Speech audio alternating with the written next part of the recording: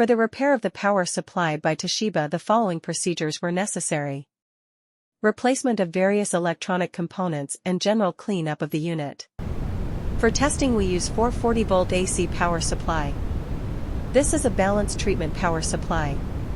We feed it with 440-volt AC and we see that the power supply responds and lights up.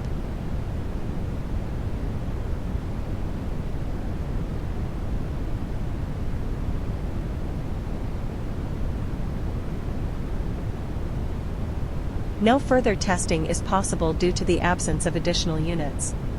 The same process is repeated and for the others.